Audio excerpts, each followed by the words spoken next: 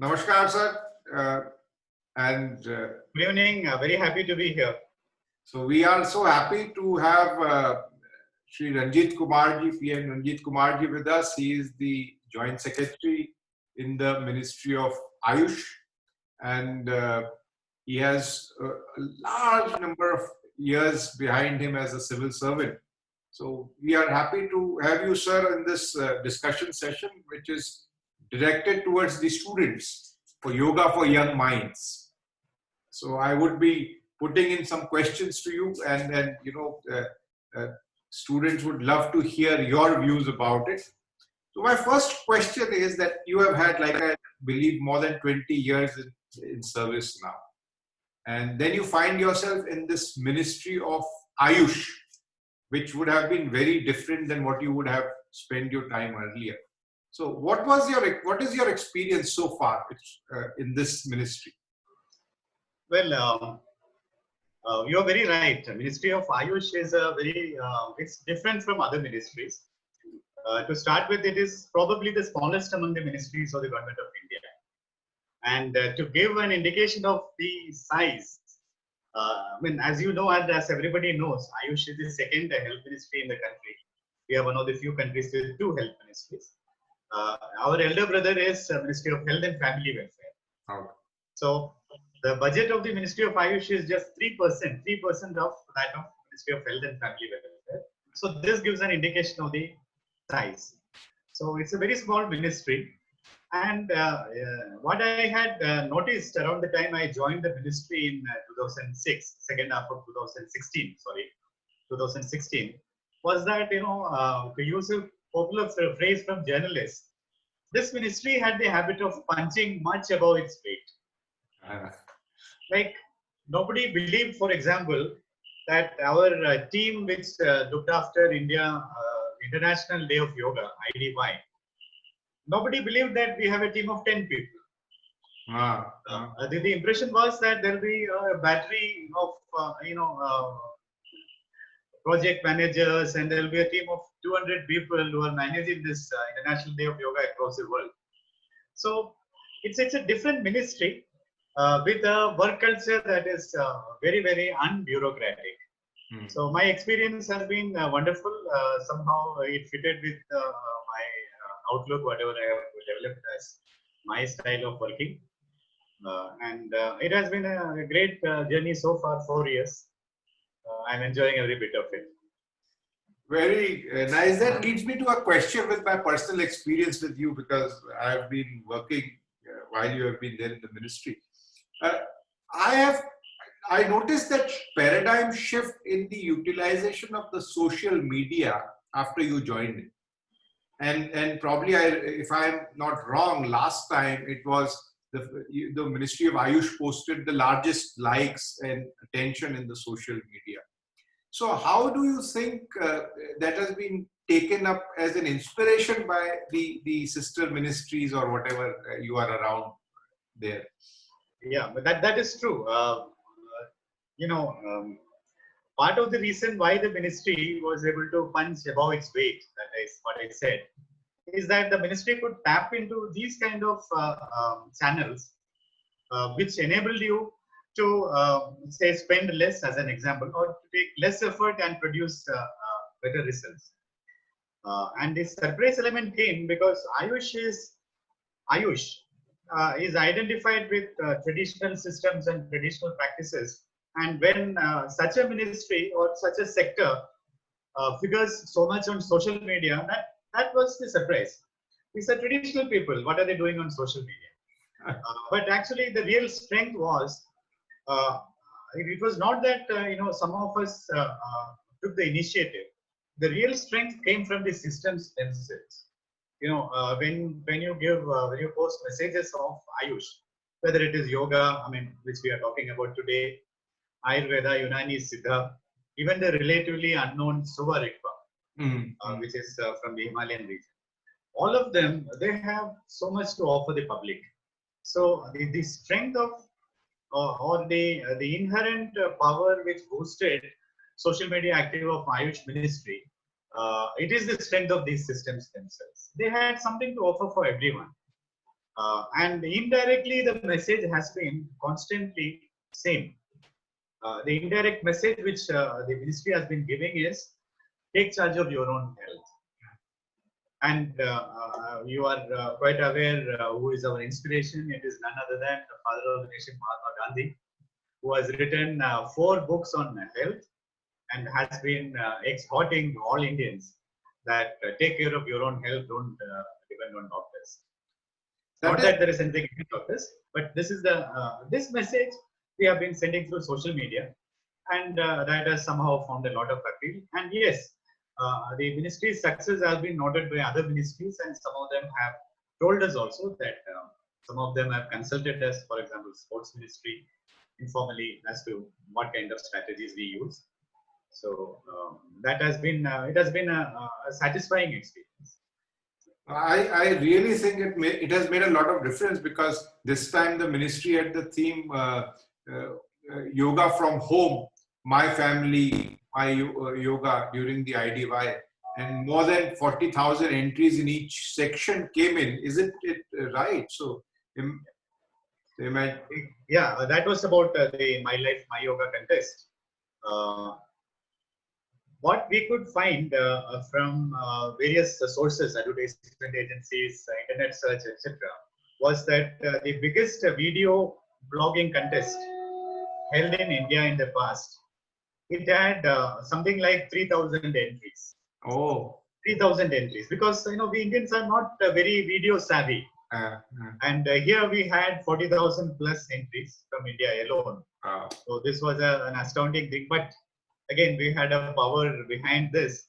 The power was the charisma of the Honorable Prime Minister. He launched the contest, and further he used the hugely popular Man Ki Baat speech to mention about the contest. So that helped us a lot. And in another, putting it in a different way, I would say that the country responded to the PM's call and took this very seriously in the dismal times of the pandemic. A lot of people came forward, did yoga, shot themselves or shot with family members, and instantly we got such wonderful videos.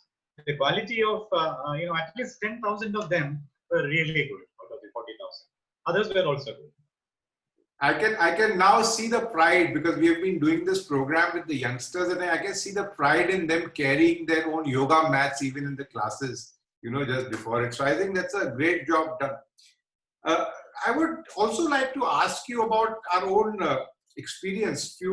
Probably 6 months back, I visited your office and we were discussing, and you came up with this idea which the ministry was toying, and you were instrumental in that. And this was the Y break for the corporate sector, and I can just say that we were participating and it was a huge hit. Can you tell the youngsters what was this Y break and what was the thought behind it? Yes, no. Before that, I want to thank Kaivalya Dhama for taking up that exercise. Going to different corporate offices, sending your trainers, and inspiring them. Because let me be very frank, that was a small pilot exercise, and as you know, a small ministry confined to Delhi, we could make a presence in Mumbai only because of the support of Kaivalya Dhama. We are really grateful for that. Now, coming to Y break, in fact, you would know this much more than me, as somebody who has been deeply involved in yoga. That, in terms of potential to develop human beings, yoga is like an ocean. Every time you dive into it, you get something new. Because the traditional forefathers, those who put up yoga and put this entire body of knowledge before us, they have done so much of tremendous work. I mean, infinite volume of work. So, Y break was an attempt to contemporize yoga. But let me make it very clear, this was not an attempt to jazz up yoga. No. This was an attempt to induct, today's generation, the generation which is uh, many times struggling, not always, many times struggling to balance work and life. So they needed a space to get into yoga. And the other thing which the ministry has been focusing is the ministry's interest in yoga. One among the two major interests of the ministry is the potential yoga has to increase productivity. Uh, for that, I'm slightly debating. I'll come back. See, when we talk of the people of Japan, uh, the productivity of the Japanese, as a people, I mean, it is always there at the foremost thought. They are hugely productive. They even in agriculture, from one say um, square yard of agricultural land, the Japanese they produce 3 times what we produce in India. So they are hugely productive. Now look at yoga as a tool of productivity, and look at what yoga can do to a huge country like India in making each Indian, whatever he's doing, whether he's driving an auto rickshaw, whether he's a chef, whether he's a prof, whatever it is, yoga has that potential. We know it. Anybody who has done a little bit of study about yoga knows yoga directly leads to productivity. And that has to come to the younger generation. So going back to Vibrate, Vibrate was thought of as one uh, in your corporate day, your work day, you really get tired at some point. So the idea was introduce 2 5-minute breaks, use what everybody knows about the yoga, select some specific protocols which will enable people to refresh. It's like relax, refresh, and rejuvenate. So that was the idea, and luckily we had experts, very senior experts, who came out with this protocol for us. So yoga break or vibrate, you do it twice a day. You get to experience the wonders of yoga. I mean, you get a teaser. I won't even call it a trailer. I do. And with that teaser, you are interested. You may either watch the trailer or you will go straight to the movie. That is start practicing yoga. This was the idea. And I really, I should put in a great sense of appreciation for this because, me being from Calcutta, and what, many times you have to walk the path to understand. And believe me, when we did this with 7 companies, they were rejoiced because nothing was compromised as far as the quality was concerned, only the time spent. But that made it so we still receive feedback that, because we did that, we are still able to continue with that 15 minutes or 10 minutes thing. So really, I think it's a good idea, and congratulations to you for that ideation. Sir, you also have been involved. The ministry has come up with the need to kind of make minimum standards for education. Maybe right now it's informal education as we look at it, and it has come up with the yoga certification board. And I see that it's a very important role which it can play because India, being one of the largest countries which has maximum number of qualified teachers coming out. So, and there are a lot of people interested. So I would like to know that, how do you plan to take things ahead with something about the Yoga Certification Board, and what do you think of its future? Right. Yeah, I will start with a disclaimer that Yoga Certification Board it is not an attempt to regularize the yoga sector. No. Yoga has come through maybe 3,000 years, giving a conservative estimate without anybody regulating it, and it will go forward also. But going by the complexities of 21st century, to enable people to adapt to it, we need seamlessness everywhere. How do we achieve seamlessness? By building in some standards. So Yoga Certification Board is a totally voluntary certification program that it has, and again with the help of experts and universally accepted yoga gurus, to them, some standardization has been done, and at different levels, courses have been specified. Introductory level, I think 4 different levels. So when you complete the course, basic criteria are given. You complete the course, you get certified. Certification for individuals, accreditation for institutions.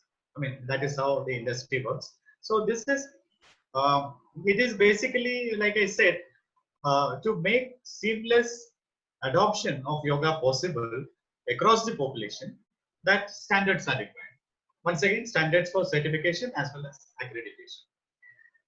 Having said that it's not an attempt to regulate, um, I would also say that this is a very ambitious program, because yoga today is practiced not just in India but all over the world, and it's a sad fact which we don't normally talk about because we don't want to bring in negativity into our discussion. But it's also a sad fact that in many parts of the world, in the name of yoga training, you know,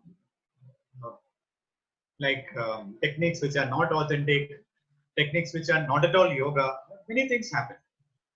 So it's sad that people have to part with their hard-earned money and not get something which is authentic.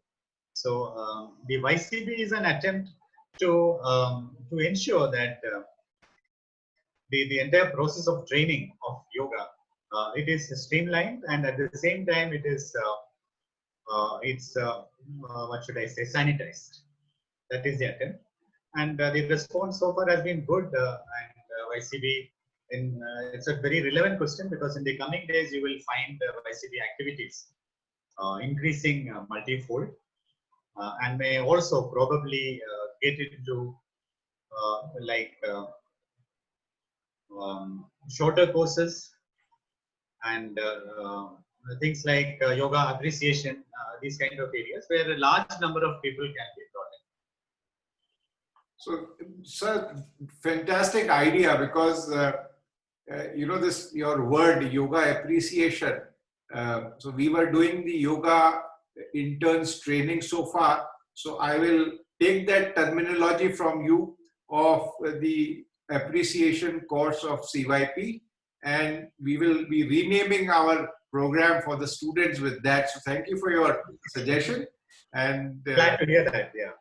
And I'm really looking forward, if YCB could kind of give some kind of certification, then we're looking at large number of students whom we are trying to train us, but there could be also others, and they would be benefited and inspired to go deeper into such kind of courses.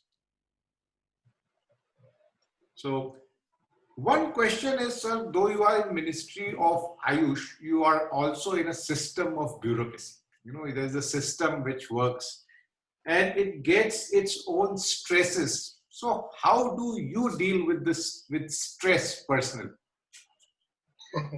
Okay, that is a surprise question.